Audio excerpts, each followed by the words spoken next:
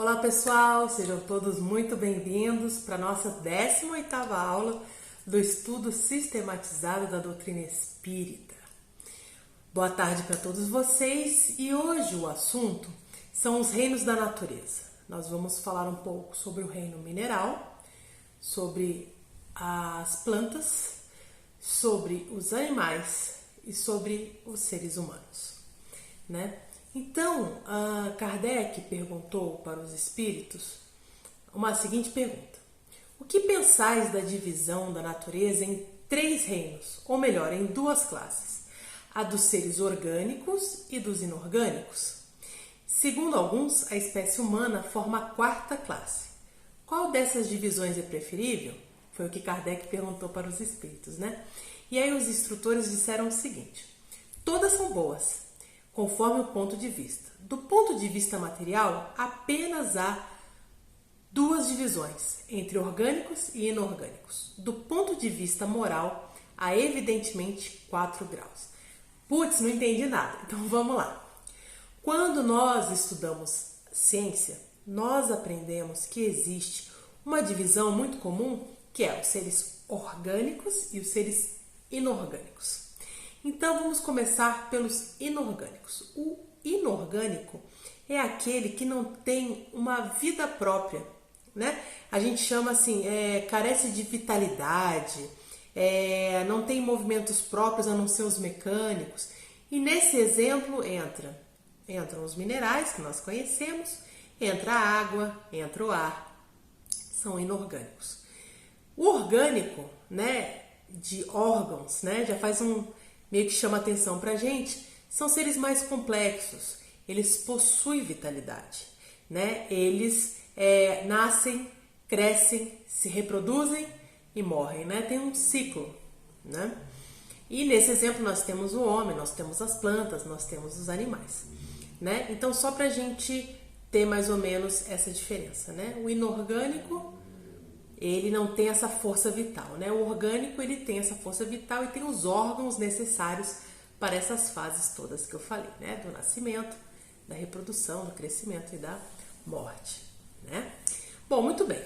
Aí nós temos a explicação dos instrutores da humanidade, que dizem o seguinte: olha, para vocês a divisão é simples, é orgânico ou inorgânico, e tudo bem.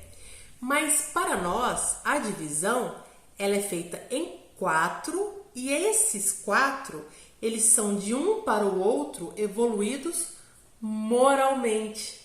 Nós vamos estudar ao longo da nossa vida que todos esses reinos estão um dentro do outro. Então, tem o primeiro, que nós vamos falar, que é o mineral.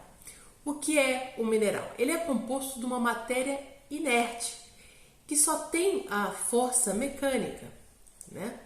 Então, ele não tem vitalidade, o mineral, né? Então, você pega, por exemplo, uma montanha, né? A montanha tá ali, ele vai ter um movimento assim, pelo vento, pela água, mas ele sozinho não vai de um lado para o outro, né?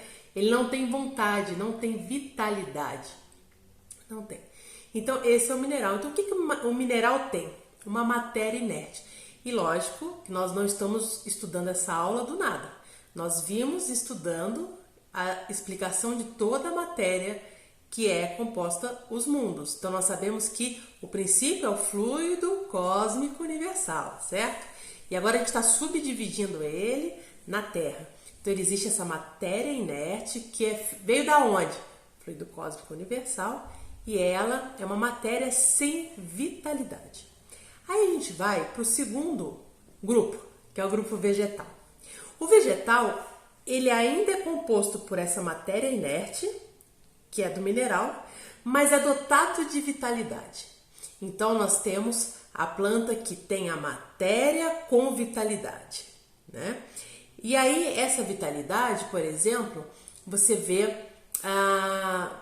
plantas, vamos pegar aí, por exemplo, o girassol, que ele vira para o sol, ele vira para lá, para quê? Para buscar esse sol, para as plantas, né, para fazer a fotossíntese. Então você põe uma árvore aqui, daqui a pouco a árvore está toda torta, vai para um canto. Não é que ela faz isso por inteligência, Não é por isso, porque ela não tem inteligência na fase de planta, né? Mas ela busca automaticamente, mecanicamente, formas de se conectar com essa vitalidade. E essa vitalidade se dá como? Se dá através da água, do sol, né? Então ele busca a terra, a qualidade da terra, busca a água. Vocês já viram que é muito comum nas cidades grandes, tem aquelas árvores, aí de repente derruba a árvore. Todo mundo, pô, derrubou a árvore. Por que derrubou a árvore? Porque ela estava indo com as suas raízes estourando os canos. Por quê? Porque não é isso, não é raciocínio. É mecânico. Vai buscar o quê? Aquilo que é necessário para que ela viva. No caso, a água. É muito comum a gente ver essas árvores com um modelo super esquisito de árvore, né? Mas na realidade ela está buscando um lugar que ela pega um sol. Porque é necessário para a fotossíntese, que é necessário para a vida. Certo?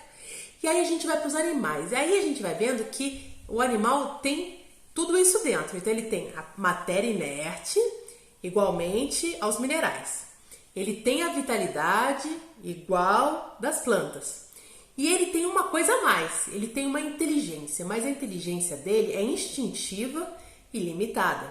Ele tem uma consciência da sua existência e da sua individualidade, mas ele não tem a inteligência de um homem, né? A gente pode perceber animais inteligentíssimos que conseguem aprender muitas coisas e que fazem muitas coisas sem terem sido ensinados, né? Cachorros que pulam em rios para salvar os donos, né? A gente vê animais de todas as formas que fazem, têm atitudes que nós consideramos praticamente humanas, né? Humanizadas. Mas essa percepção é uma percepção equivocada, porque o animal ele tem uma individualidade, o animal tem uma percepção, mas ela é muito sutil. Ela está muito no começo ainda. Então, por exemplo, quando nós queremos comparar o animal, a alma do animal, ao de um ser humano, nós estamos fazendo o mesmo que quiséssemos comparar o homem a Deus. Então, assim, existe um espaço absurdo de longe, apesar que muitas das vezes parecem estar bem próximos, mas não estão. Isso é só nós projetando nos nossos queridos pets essa humanização, mas esse princípio é um princípio falseado, viu? Porque nós estamos necessariamente num gap muito grande aqui entre um e outro. Isso não significa que os animais não são especiais para a nossa vida, né? E aí nós chegamos no homem. E o homem, o que ele é? Ele tem a matéria inerte do mineral, ele tem a vitalidade das plantas e ele tem, além do instinto, a noção de individualidade e a inteligência, e aqui a inteligência no homem, muito superior à dos animais, ao animal mais inteligente, muito superior ao animal mais inteligente, né? Ele domina todo o resto, né? O homem domina o mineral, domina o vegetal, domina os animais, né? O homem ele tem uma inteligência completamente diferente. Mas o que mais é interessante, mais importante, é que o homem ele consegue ter a percepção das coisas extramateriais. E daí vem esse conhecimento que só o homem consegue ter de Deus, né?